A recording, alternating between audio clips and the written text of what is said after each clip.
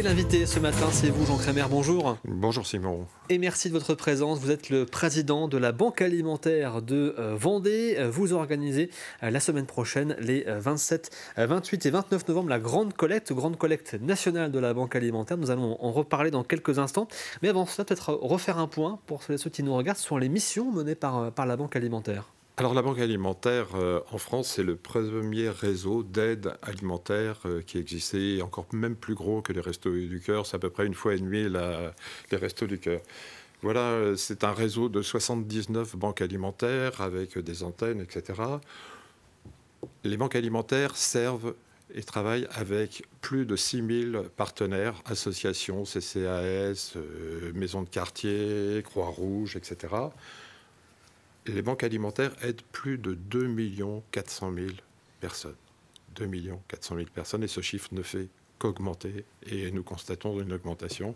Je crois que tout à l'heure, vous parliez du réseau du Secours catholique qui... Avec le rapport sur les 30 ans de pauvreté voilà, en France. Eh ben, nous constatons les mêmes problèmes qu'eux, une augmentation de la précarité, et en particulier pour ce qui nous concerne de la précarité alimentaire, voire de la précarité sociale, les gens qui sont de plus en plus en difficulté, en isolement. Voilà, nous sommes là aussi pour les aider. Nous dépassons largement maintenant l'aide alimentaire. Voilà, nous avons distribué l'année dernière plus de 220 millions de repas. Plus de 220 millions de repas. Ça, c'est pour la France entière. Si je me rapproche de la Vendée, par exemple... En Vendée, je crois que c'est plus de 7700 personnes par mois que vous accompagnez. Oui, voilà, c'est ça. Un gros 7000. On a rencontré l'année dernière plus de 14 500 personnes différentes. Alors, des personnes qui viennent une fois, 2 fois, quelques mois, le temps de traverser une difficulté, un gros coup dur. Et après, l'horizon s'éclaircit pour eux et ils ne viennent plus nous voir. Et c'est très bien pour eux et on en est ravis. Si on a pu les aider à passer ce cap difficile, on les aide. Nous avons distribué l'année dernière en Vendée 2 250 000 repas. Ces 2 250 000 repas sont rentrés dans tous les chiffres. L'année dernière, on a distribué plus de 910 tonnes de denrées. Cette année, nous allons dépasser ce chiffre. Nous allons être à plus de 1000 tonnes. Voilà. Et ces fameuses denrées, ce sont uniquement des dons que vous récupérez durant toute l'année avec des partenaires, bien évidemment, et aussi à l'occasion de collecte dans les grandes surfaces, dans les magasins en Vendée, avec une baisse notamment des dons qui a été constatée aussi cette année. Alors une baisse des dons dans les grandes surfaces, mais ça c'est dû aux étiquettes orange ou rouge que vous trouvez dans les magasins, moins 30%, date courte, et c'est très bien, il ne faut pas que les denrées se perdent. Nous récupérons ces produits que les magasins n'ont pas réussi à vendre, malgré les moins 20, moins 30%. Donc mécaniquement, ça a diminué. Ce qui a aussi diminué, c'est les dons de certains industriels d'agroalimentaire. On n'avait plus de lait, plus de yaourt. Une baisse des dons en œufs.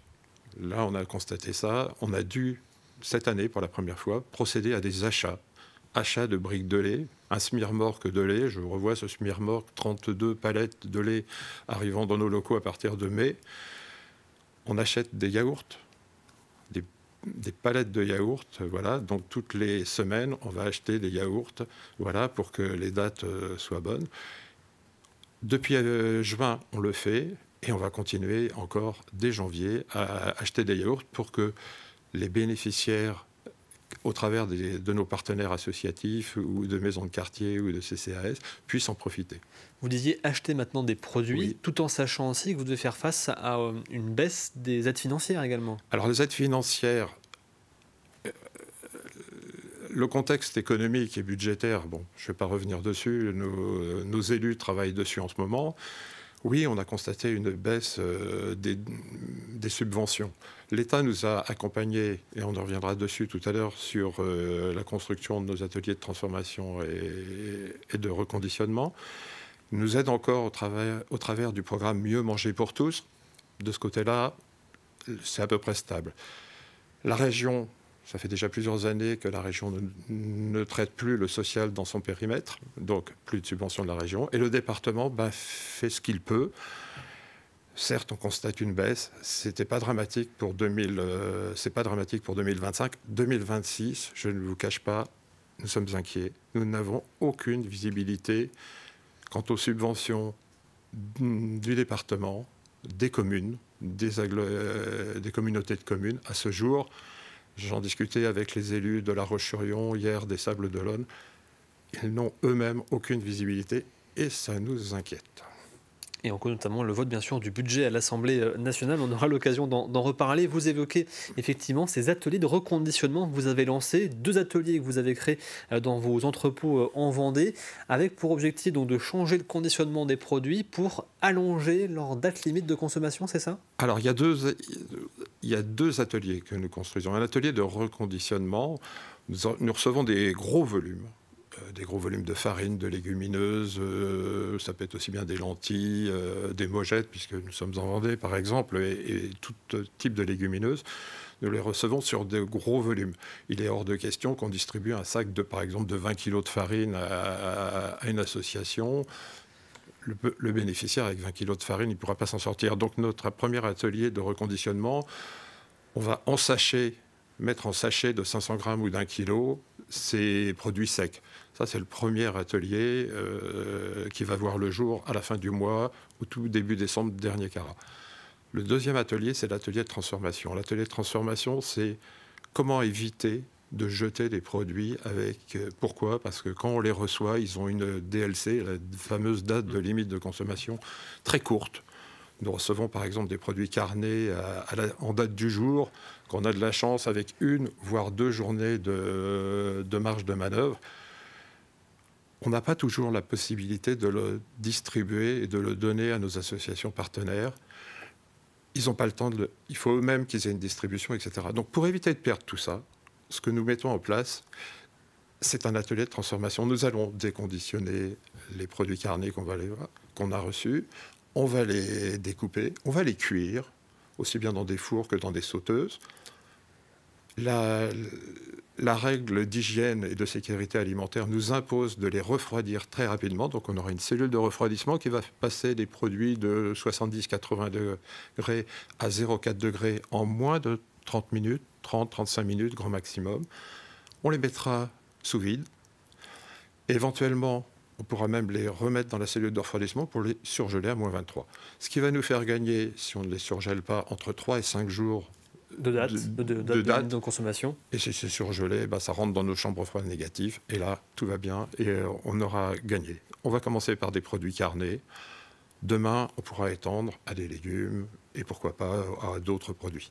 Dernière question, Jean Crémer, parce que malheureusement le temps défile vite. Donc la grande collecte, c'est prévu les 27, 28 et 29 novembre sur le territoire. Et 30 novembre et 30 également. Novembre dans certains magasins. Et vous espérez sur le territoire, j'ai vu objectif 190 tonnes récoltées sur ces 3 jours. 190 tonnes récoltées sur ces 3 jours, ça représente à peu près 400 000 repas. C'est indispensable. Nous devons réussir sans faute cette collecte. Vous allez retrouver à l'entrée de vos magasins des gilets orange. On va mobiliser cette année près de 3500 bénévoles.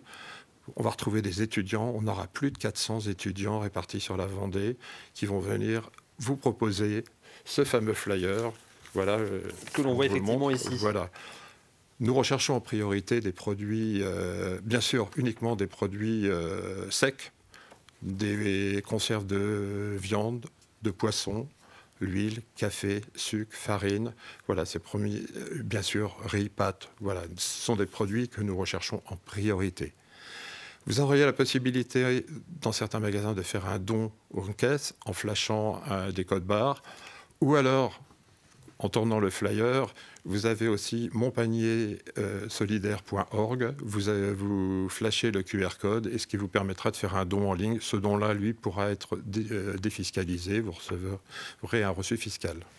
Merci beaucoup, Jean Crémer, d'avoir été avec nous ce matin. Je vous remercie aussi. Et donc, on rappelle le rendez-vous 27, 28, 29 et donc dans certains magasins 30 novembre pour la grande collecte de la Banque alimentaire de la Vendée avec ce petit flyer que vous retrouverez avec un petit QR code également derrière où vous avez toutes les informations si vous souhaitez faire un don idéalement à la Banque alimentaire de Vendée.